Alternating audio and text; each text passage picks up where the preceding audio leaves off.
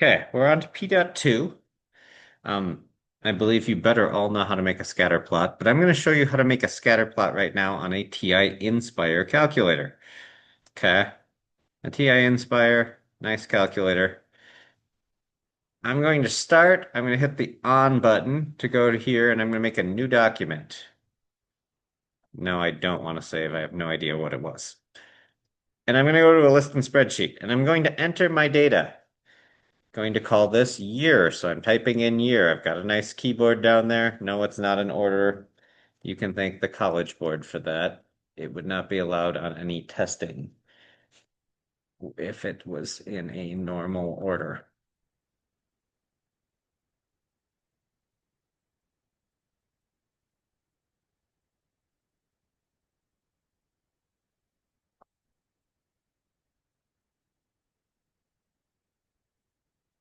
So now I'm just entering my data into this list and spreadsheet, just like any other spreadsheet.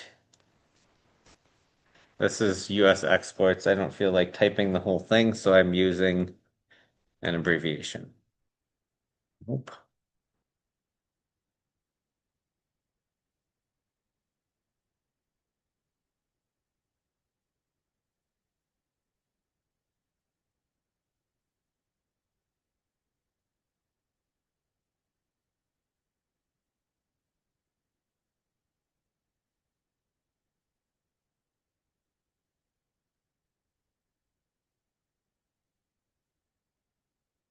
Okay, so now I've got all of these things entered.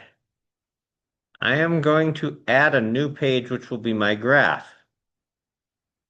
Control doc is plus page or add a page. Now you can see at the top, I've got a 1.1 and a 1.2 here. 1.2 is my new one. And down here it says click to add variable. Well, year is independent variable. I must have a typo. US exports is here. So I'm going to click back on the 1.1 and figure out where my typo is. 1999 is not supposed to be 199. Now I'll go back to 1.2, and I'm going to have to re-click here. Okay, there it is. This is my scatter plot. I could do all kinds of things, like make regression lines or curves. To do a line here, menu analyze regression. We'll do more of this in the future. That's not a line.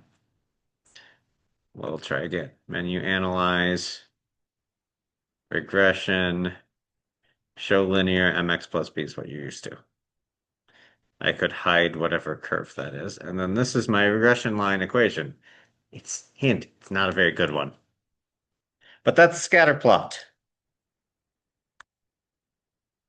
Okay, that was example one, is how to make that. Example two. Come on, we're gonna put up the whiteboard.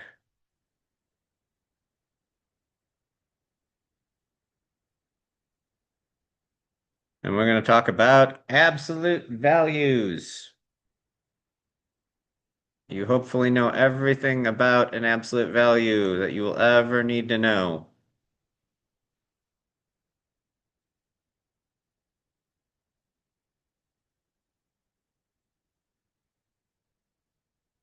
Okay.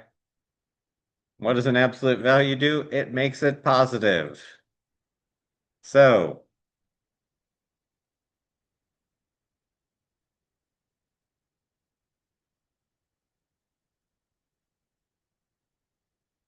this is a little bit more interesting one. It doesn't just make it pi plus 6, it's actually 6 minus pi.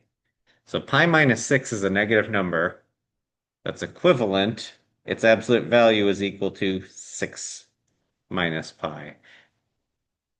So, since I know that this is negative, I can just essentially negate it and get negative pi plus 6, which turns into that. Okay, the distance formula.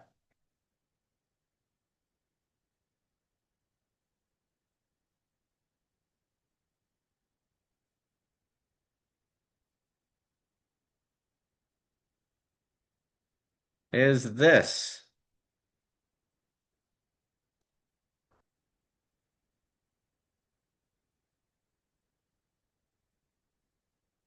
It's essentially the Pythagorean theorem.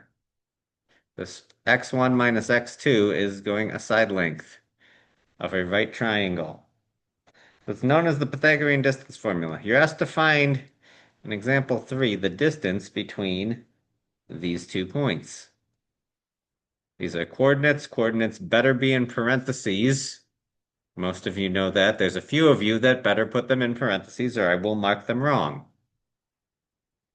So my distance. Take my x coordinates. It doesn't matter because if I subtract, I get -5. When I square -5, I get a positive. Okay. The order does not matter at all for this. It does for some other things. So that's 5 squared plus 3 squared. Again, I don't care that that's negative. I will never enter the -5. If I'm squaring something on a calculator, don't put in the negative. It's too easy to type it wrong. If you type this into your calculator, it does negative, and then it squares the 5. And that is correct. That's what the notation actually means. Should be that, technically. But why do the work? Because you know that -5 squared is the same as 5 squared. Hopefully you just know that that's 25 plus 9, square root of 34, and we're just going to leave it in the square root form. Um, but if we're talking about 17 squared, most of you probably don't know that that's 289. Or 38 squared, I couldn't even tell you what that is. So I'm going to need a calculator. But I'm not going to square -38 if it's -38. I'm just going to square 38. Okay. Equation for a circle. Hopefully you guys have done this before, but there's the possibility that you haven't. The standard form of a circle.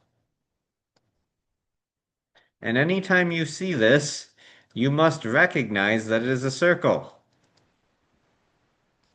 Guess what? It shows up on your midterm and your final. I will show you where all of this stuff is in your formula packet in a little bit. So this is the standard form. The center of the circle is located at HK. Yes, they are negative, so it's opposite of what the signs are there. The radius is r. Notice that it is r squared in the formula. So, how do I write a circle with center? I'm going to abbreviate center with C. Here, and radius 8. How do I write that equation? Really easy. X minus -4 is going to be +4. You should be familiar with that from other graphing. Y minus 1 squared equals 64. And I believe you should have done this a little bit in algebra 2, but there it is. That's a circle. That's all there is to it. Please do not make it harder than that.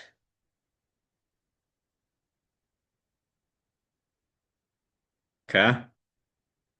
If you're given a circle, should you be able to identify the center? Yeah.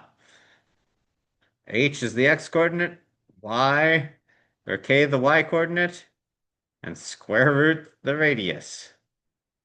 Later in the year, we'll work on getting them into that form, but for now, you're just going to be given everything in this form. Okay. So, verifying a right triangle. We have this triangle.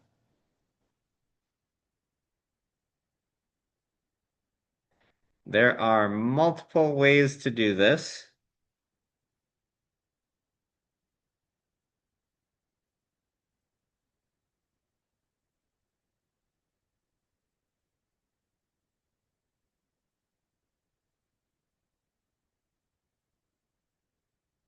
So I've got coordinates up here, -3, 4. Let's make that a little neater.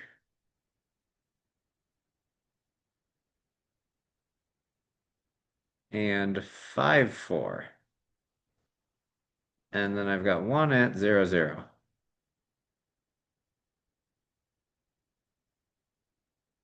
So there's a couple ways you can do this.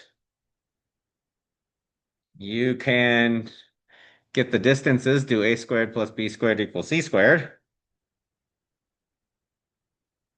This one is, oh, I put that point at the wrong spot. It's 1, 0. And if you do that with the distance formula, you get square root of 32 here, square root of 32 here, and square root of, and you get 8. And then you can do a squared plus b squared equals c squared. And yes, 32 plus 32 does equal 64. That's method 1. This point down here is 1, 0. Method 2 is you can check the slopes to see if they're perpendicular of these sides. So I can do 4 minus 0 over negative 3 minus 1. 4 over negative 4 equals negative 1. My second slope is 4 minus 0 over 5 minus 1 equals 4 over 4, which equals 1. 1 and negative 1 are opposite reciprocals. Those slopes are perpendicular. Okay, my last thing is going to be a little tricky geometry thing. And we use them in what's called coordinate proof. You're probably not going to do any coordinate proof. Well, you might. It's not that hard. It's a little interesting way of doing this. But I got a parallelogram, and I want to prove things about said parallelogram. Assume that these sides are parallel. I'm going to put one corner at 0, 0, because that makes life easier. I'm going to call this point up here and say it has coordinates of AB. This point over here, C0. Call that point C. This up here has a y coordinate of B. This distance right here, because it's a parallelogram, is the same as this distance right here. That's A. So my x coordinate can be A plus C. Now if I want to find the center of this thing, it's the midpoint of the two sides. Well, I can really just do the midpoint of either side. The easiest one to do is the midpoint of AC. You can verify them. The midpoint formula is add the x coordinates, so it's average the x coordinates and then average the y coordinates. So the average of the x coordinates is a plus c, b plus 0 over 2. And that ends up working out. You get the same thing if you do the other coordinates. I suppose I would simplify this to a plus c over 2 and b over 2. And those are the general forms. Okay, in just a second here, I'm going to show you your formula packet and where a few things are. Let me switch which sharing I'm doing.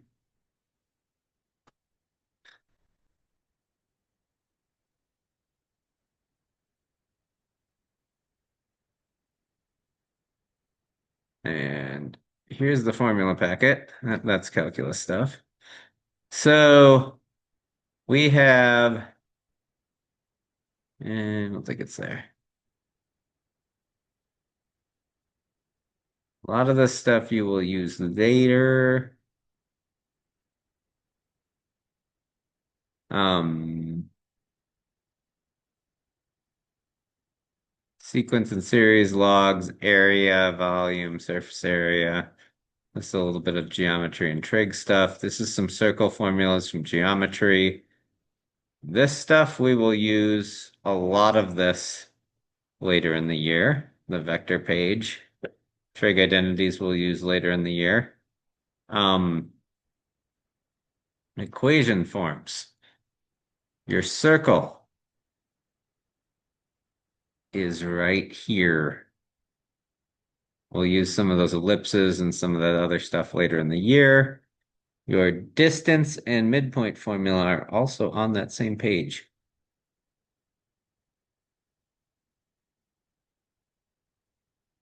Right down here. And there they are. And that is it for P.2.